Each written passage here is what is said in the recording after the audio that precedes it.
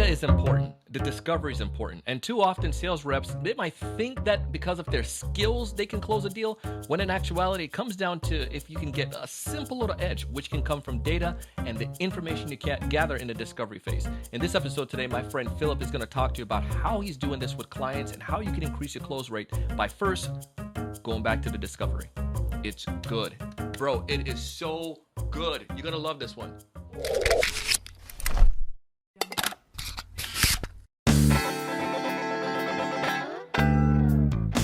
Hey, everyone. Welcome to another great episode of the Sales Evangelist podcast.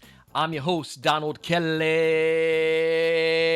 the Sales Evangelist, and I'm so excited for another great episode. I'm so excited to be here with you today. And on this episode, we have an amazing guest. His name is Phillip Stutts, and Phillip is one of those individuals that is, he's an entrepreneur. He's been a sales rep. He's been on the sales side. He's been on the marketing side, and he's been able to work with many organizations. Right now, he has investments in 12 companies, and he's been able to help these companies grow significantly. One of the things that Phillip has done to increase his close rate across all of his organization is focus on doing better discovery. But how do you do better discovery? How do you stand out from the competition? And one of the things that Phillip does right now is that he works a lot in the political arena as well. Wait a second. You're like, Donald, we got a politician or somebody work with politicians coming on the podcast. What does he know about sales? He knows a lot about sales. He knows a ton about marketing. And one of the important things is the information you gather. That's going to be able to help you to have more meaningful connections and then have more, obviously, more deals closed. You're going to hear some information from Phillip about one of the organizations that he worked with when it comes towards realtors and how they were able to target those realtors. It was pretty significant. And the principles that he shared there apply to Fortune 200 and Fortune 500 companies, or even a small business like yours if you're a small business owner. Whether you're a sales rep selling to enterprise organization or SMBs, the principle here applies. And I promise you, you're going to find some good worth in it. Check out Phillip and connect with him. We're going to dive in, listen to his story, and hear how this could be done for you.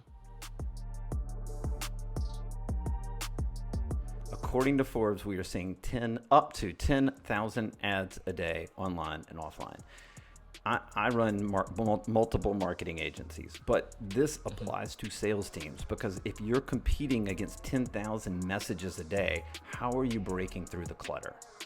And my thing is, the one thing that we've lost in this world today is empathy and deeper connections. And so what I focus on that discovery, that entry point, is understanding the deeper connection with the prospect, understanding what moves them. And it's not, I always hear the, rapport and all that stuff. That's one way. I went a totally different route. So the non-Cadillac plan is simply trying to figure out more data on what's going on. That could be survey monkeys on your customers or clients, setting those up. That's a free way of doing it, and creating a little 3-word survey that would help you. It'll give you insight into how the marketplace looks and feels, and you can use that in your sales teams. Another way is to, run small ad campaigns and look at the Google Analytics, or look at Facebook Analytics, or look at the analytics of the platforms you're on. I was asked this question too by James Altucher, who wrote the foreword to my book, but he's got a great business podcast. And I said, give me an industry. And he said, the restaurant industry. And I said, cool. If I was running a restaurant industry and I wanted to blow my restaurant up, the first thing I'd do is I'd make a deep connection with the customer, and I'd pass out sort of a 2-for-1 deal all over the neighborhood, like flyers everywhere, right? Yeah. And then once you got people in, I would train the wait staff to ask questions. What did you like? What makes you want to come back to this restaurant? What could we do better? Right? All of this is empathy. It's understanding other people's perspectives. Then you could look at the dishes that sold the most after about 2 weeks. So you'd have that data of what dish sold the most. So maybe we should more prominently sell that dish. And then the things that aren't selling, maybe we should take that off the menu. And then over time, you just optimize that data over and over again. By the way, everything I just told you in that restaurant example doesn't cost you $1 other than the flyers you hand out. Yeah. That's amazing. And let's say it's you're going to give away a 2-for-1 meal. Well, you only have to do that if they come to the restaurant and pay you money. So there's nothing to lose by doing that. And that's what we try to figure out and what we try to execute on. Yeah. And if I think one of the smart pieces with that, even if it's a 2-for-1, if it's, say, a restaurant example, you're getting data based on what that second person, somebody's going to come with their spouse or partner or whatnot. They're going to get two different meals. Right. Now you get the data, which you're going to save money from, it just think about it as marketing dollars, right? And more butts in the seat. Nobody wants to go to a restaurant that's empty anyways. But you don't have to pay until they pay first, right? That's Smart. what's so genius behind it. Yeah. Right. How do I have a good discovery conversation about that? Well, I have a 5-step system, whether it's for sales or marketing. Again, book is The Undefeated Marketing System, How to Grow Your Business and Build Your Audience Using the Secret Formula That Elects Presidents, right?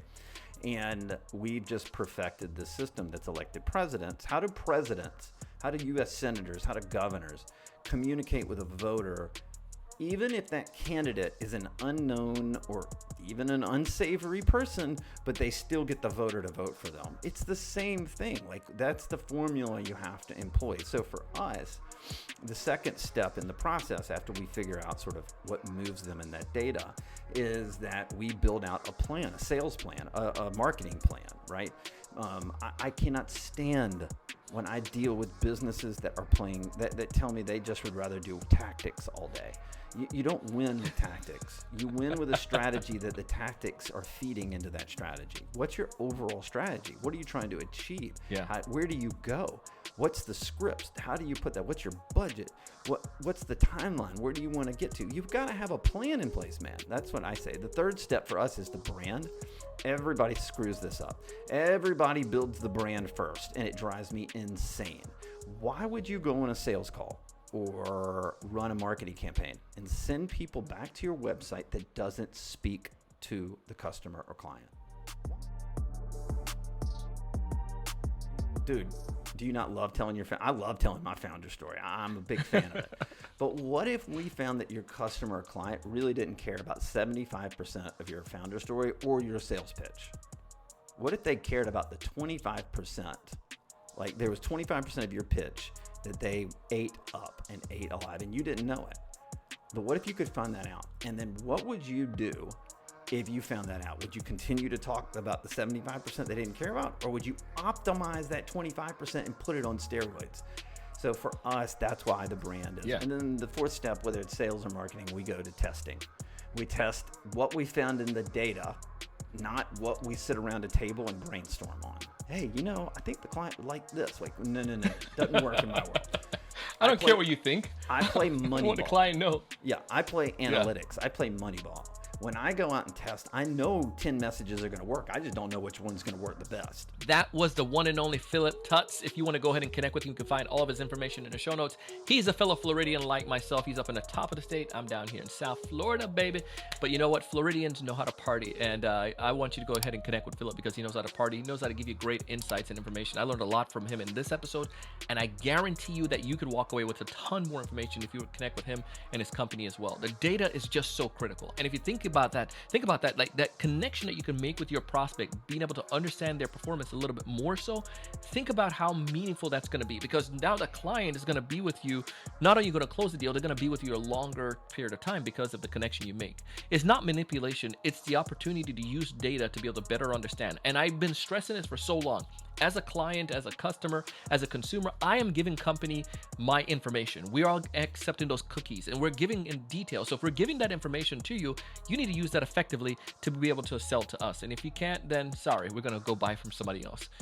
Check out Phillip, connect with him. Check out our sponsors as well. They have some amazing offers that they're giving away and some amazing deals. Speaking about data, they have tools that can help you sell more, hands down. I want you to go ahead and connect with them and find out all the details. Listen, I want you to find more ideal customers. I want you to know what to say when you reach out to them. I want you to close more deals. But most importantly, I want you to raise your level of thinking and go out and do big things. Thank you so much for watching.